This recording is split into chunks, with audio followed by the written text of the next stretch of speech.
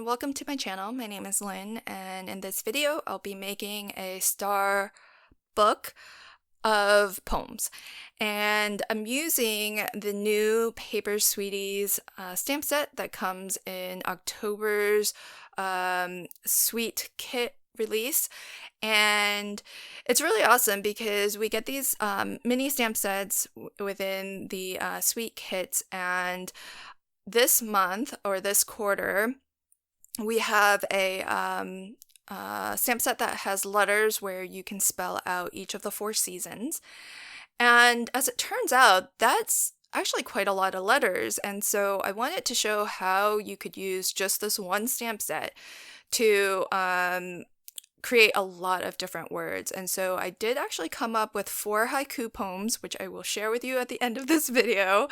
I don't think I've written a haiku poem ever in my life before this project, so don't judge. I'm going to start off by showing you the cover though. So I've got a piece of paper here that this pink solid colored cardstock is 8.5 by 5.5. Along the 8.5-inch side, I've just scored that in half at 4 1/4. So kind of basically an A2 size card base in size. And I've got my ribbon attached here with some score tape, and I'm putting down some magnets because I want the magnets to actually hold the front cover and the back cover together when this book is open in its star shape.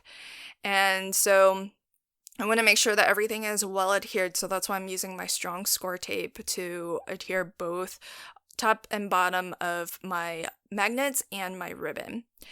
And I've just got some pattern paper here from my stash that I will use to decorate the front of my cover. And I did line all 4 edges with double-sided dry adhesive tape so that I can get adhesive all the way to the edge. And I'll use some liquid glue just scribbled in the center so that I get a nice permanent stick. Sometimes with just dry adhesive alone, just depending on the environment that you live in, it might dry out, lose some of its stick, and actually lift and come apart. So if you don't want that to happen, liquid adhesive is a really good option.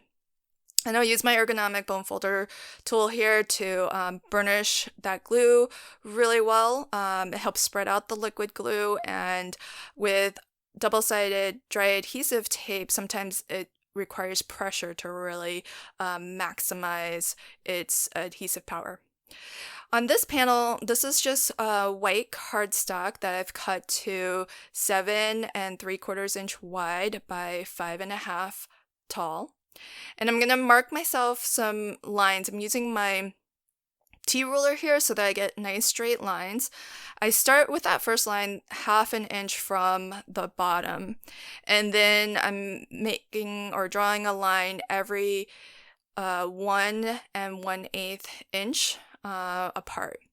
The letters in this stamp set are roughly an inch tall, so that extra 1/8 of an inch is going to be good spacing for my words or between the lines.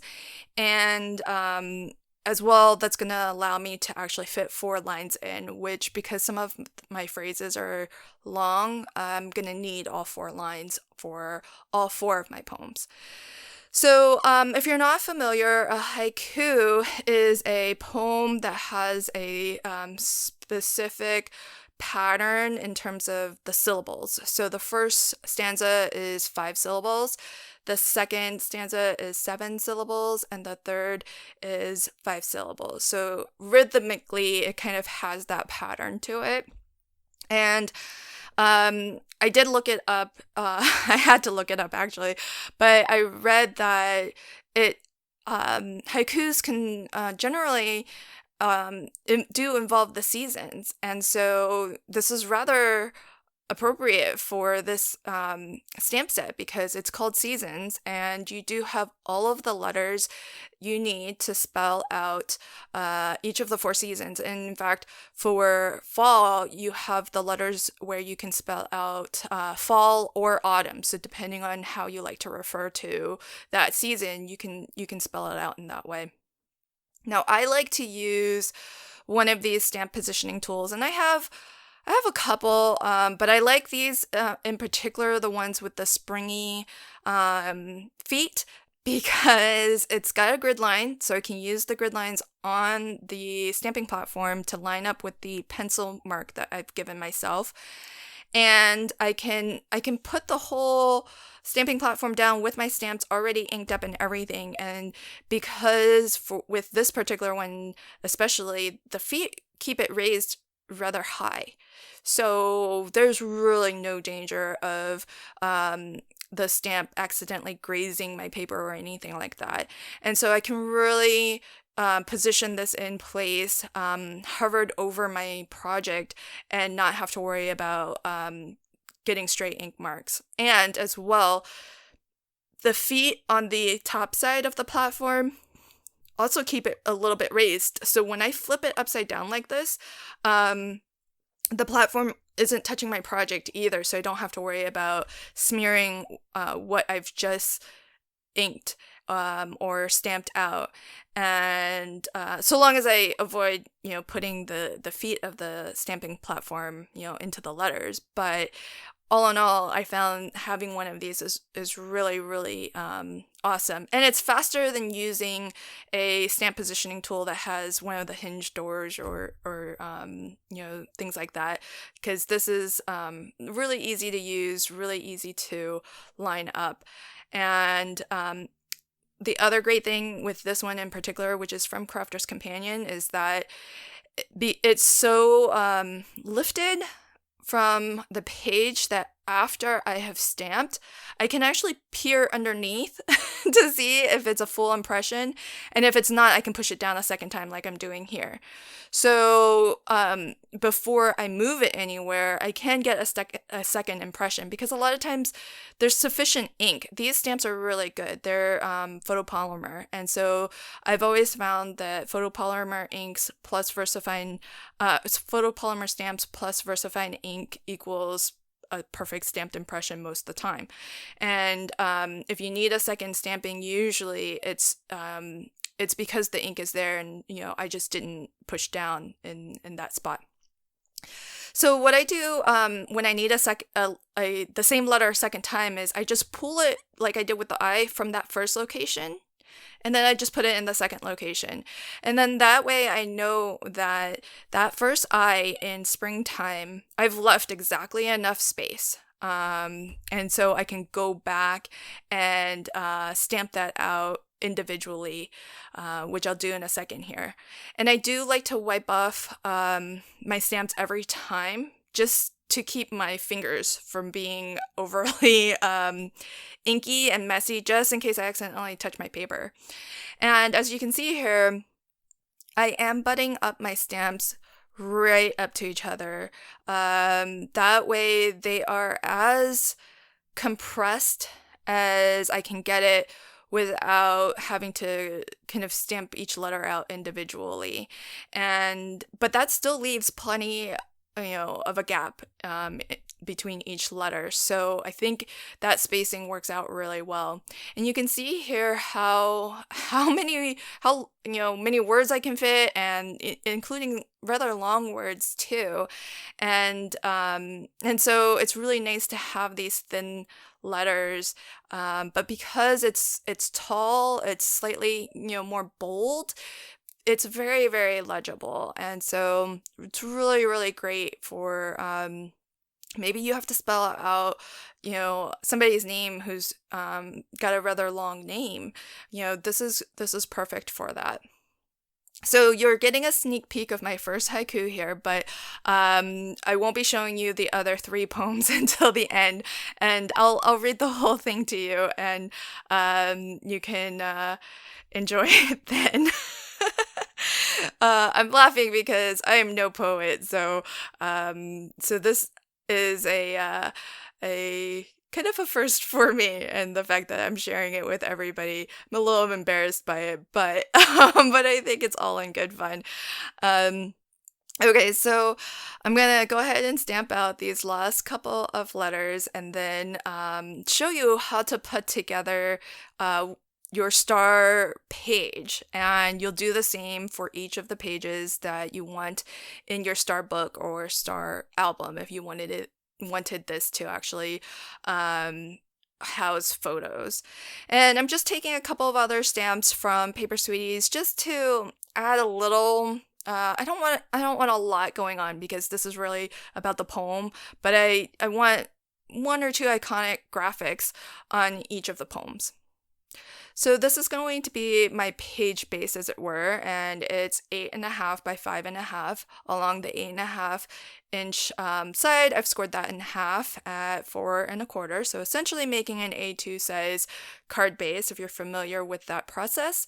And then after I erase all of these pencil lines, I'm going to do the same thing here where I score and fold this panel in half. So along the 7.75 inch, I'll score at 3 7/8. And I'm scoring from the back of my panel here so that I can actually fold that as a mountain fold, which generally that's what you want to do. So when you score a line, if you're looking at it from the indented side, you want to score that as a mountain. To attach these, I'm going to just put a strip of dry adhesive right along the edge and just at the edge, and attach that to the other edge of my page base. And then I'll do the same to the other side as well. So when you open this up, you'll see because they aren't the same width, you'll get that inner side creating the second layer, which is what will kind of give you that star pattern or effect once you've opened up your book. And then I will attach my springtime poem to the rest of my book by just attaching it with, again, I like to put dry adhesive all along the four edges because it's going to be nice and tight. You have adhesive all the way to the edge, and then I can just be a little bit more loose with my liquid adhesive, not have to worry about getting that all the way to the edge, but I get the nice permanency of the liquid adhesive. And so that's my front cover that's been attached to the first poem in my book. And now I'll make a little kind of a title plate, I guess, for my cover. And I'm using some nesting dies from Paper Sweeties. These are the scalloped rectangles, and Debbie's got in her store some really, really cute scalloped shapes or nesting dies.